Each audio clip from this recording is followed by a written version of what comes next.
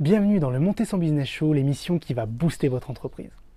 Aujourd'hui, nous allons parler d'un sujet passionnant autour de la concurrence et de comment votre entreprise va pouvoir faire parler d'elle dans un monde toujours plus concurrentiel. C'est parti.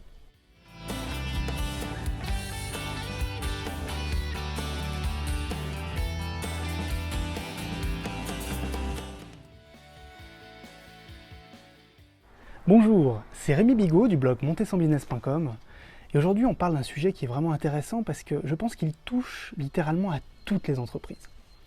Comment dans un monde toujours plus concurrentiel, où on est littéralement envahi par la publicité en permanence, on peut arriver à faire parler de soi?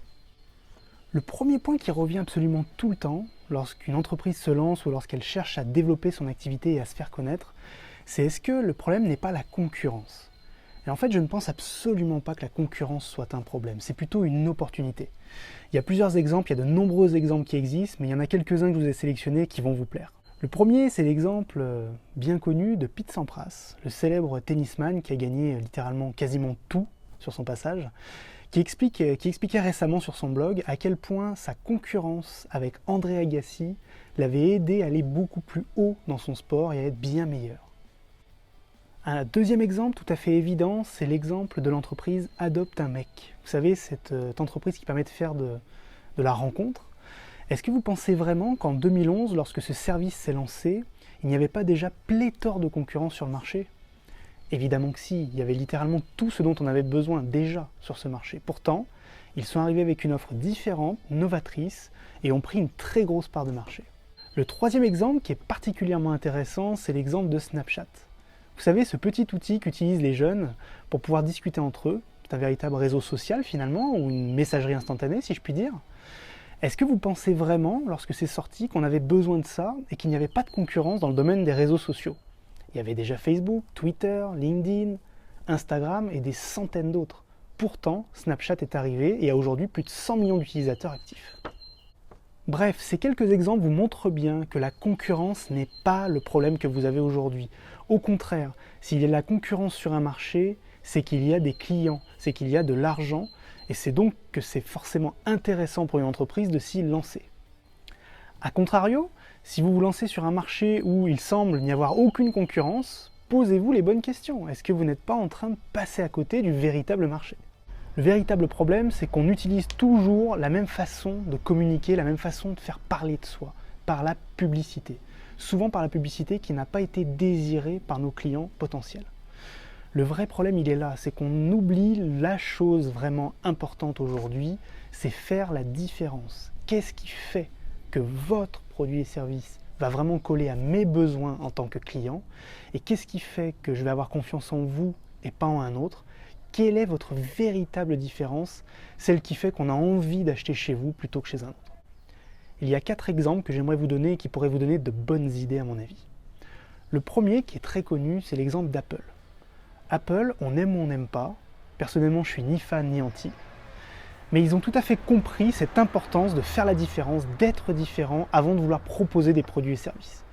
Ils ont expliqué pourquoi ils font ce qu'ils font, ils ont expliqué qu'ils voulaient changer le monde, qu'ils étaient contre le statu quo, et donc ensuite ils ont créé des produits et des services associés à cette histoire. Et c'est comme ça qu'ils ont réussi à prendre une grande part de marché et à être encore aujourd'hui considérés comme une des entreprises les plus innovantes au monde. Le deuxième exemple que j'affectionne particulièrement, c'est l'exemple de la Nintendo Wii. Vous savez, cette console de jeu qui est sortie il y a quelques années, et qui à l'époque où elle est sortie, en fait, le jeu vidéo était vraiment restreint. C'est-à-dire qu'il y avait ceux qui jouaient aux jeux vidéo et les autres. Et jouer aux jeux vidéo, ça voulait dire se mettre derrière une manette, être posé sur un canapé, devant un écran, et toucher nos boutons. Voilà, c'était vraiment ça, avoir sa petite manette avec des boutons. Ils sont arrivés avec un projet complètement différent, en se disant, nous, on ne veut pas vendre un produit que pour ceux qui jouent aux jeux vidéo, mais on veut agrandir le marché à tout le monde. Potentiellement, tout le monde peut être intéressé par les jeux vidéo. Qu'est-ce qui fait qu'on peut les transformer en joueurs? C'est leur apporter une nouvelle expérience de jeu, une expérience de jeu plus sympa, plus fun, plus rigolote. Alors ça a posé quelques problèmes, puisqu'on a eu du coup une certaine baisse du niveau des jeux vidéo, pour ceux qui aimaient ça avant, mais ça a quand même aussi permis d'ouvrir le jeu vidéo à beaucoup plus de personnes, et ça a été un véritable carton. Troisième exemple, qui est très proche, c'est celui de ma compagne, la Fée Corsetée, qui crée des robes de mariée, qui les fabrique ici en France.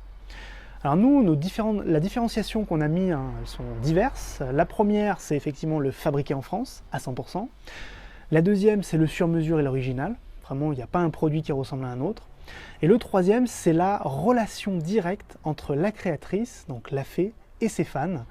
Vous pouvez d'ailleurs très facilement le voir sur sa page Facebook, qui s'appelle donc La Fée Corsetée. Vous irez voir, on n'hésite pas à partager les coulisses de l'entreprise, à échanger directement avec les clients. Ça crée une véritable communauté autour d'elle. Et donc, il y a vraiment de la transparence, et c'est ce qui fait notre différence. Et le quatrième exemple, c'est celui sur lequel vous vous trouvez aujourd'hui, maintenant. Vous êtes en train de regarder cette vidéo, je voulais d'ailleurs vous remercier de la suivre. Si vous aimez d'ailleurs, mettez un petit pouce bleu. Si vous n'aimez pas, mettez un petit pouce rouge et expliquez-moi en commentaire pourquoi. Le MSB Show, c'est également dans mon domaine, dans le domaine de l'entrepreneuriat et du marketing, il y a beaucoup de personnes qui proposent leurs services et leurs produits. Et moi, ce que j'essaye de faire, c'est vous proposer comme ça du contenu gratuit, intéressant, efficace, qui va vous aider chaque semaine grâce à ce MSB Show. Et j'espère que ça vous plaît et c'est une véritable marque de différenciation et en tout cas, ça fonctionne extrêmement bien. Vous devez vous demander, ces conseils, c'est bien gentil, mais maintenant, comment je fais concrètement pour les appliquer à mon entreprise ? La première chose que vous pouvez faire, c'est vraiment vous poser et réfléchir sur quelle est votre véritable différence. Qu'est-ce qui fait que vos produits, vos services sont plus intéressants que ceux de la concurrence ? Ne dites pas le prix. Le prix, c'est une erreur. La guerre des prix, ça vous mettra plus bas que terre. C'est une stratégie qui est difficile à mettre en œuvre et compliquée. Non, il faut trouver une véritable différence. Qu'est-ce qui vraiment fait qu'on va vous faire confiance à vous plutôt qu'un autre ? Le deuxième point que vous pouvez mettre en œuvre, très simple, c'est d'identifier votre client idéal. Essayez de créer un portrait robot de la personne, de votre client parfait. Quel est son âge, quel est son sexe éventuellement, dans quelle ville il vit, quelles sont ses habitudes, quelles sont ses passions. Plus vous allez en savoir sur lui et ses habitudes, plus vous pourrez le convaincre facilement d'acheter vos produits et services. Le troisième point que vous pouvez mettre en place, c'est de décider d'un canal de communication et de vous y tenir. Trop d'entrepreneurs essayent d'être sur Facebook, Twitter, LinkedIn, Instagram, etc. j'en passe, et finalement sont mauvais ou moyens partout.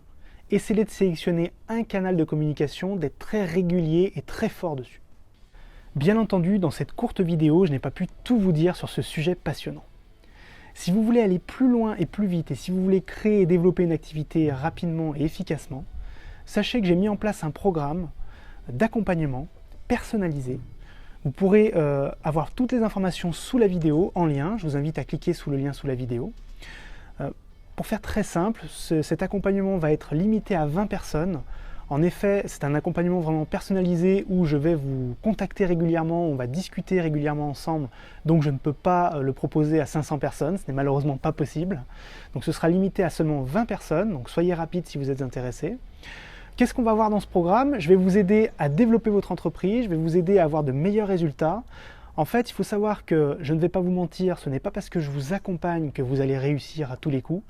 Par contre, sachez que les chiffres sont clairs là-dessus. Les entreprises accompagnées ont plus de chances de réussite. Donc n'hésitez pas à vous renseigner là-dessus, ça peut fortement vous intéresser. Je voulais vous remercier chaleureusement d'être toujours plus nombreux à suivre le Monter son Business Show. Et surtout, n'oubliez pas une chose extrêmement importante. Le meilleur moment pour entreprendre, c'est maintenant. Merci et à la semaine prochaine. Quoi ? Vous vous êtes pas encore abonné au MSB Show ? Faites-le vite là, vous avez des liens normalement qui apparaissent. Merci.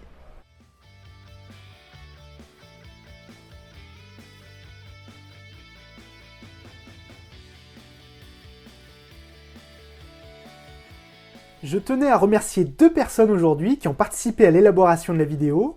La première, c'est Cyril de prodandplay.com et la deuxième, c'est David de archischool.fr. Je mettrai les liens sous la vidéo. Sachez que si vous aussi, vous voulez être dans ces vidéos, dans les vidéos du MSB Show, il y a plus de 130 000 vues à date, n'hésitez pas à participer sur ma page Facebook, facebook.com/monter son business, où chaque semaine, je pose des questions aux entrepreneurs et ceux qui participent, je les citerai dans la vidéo.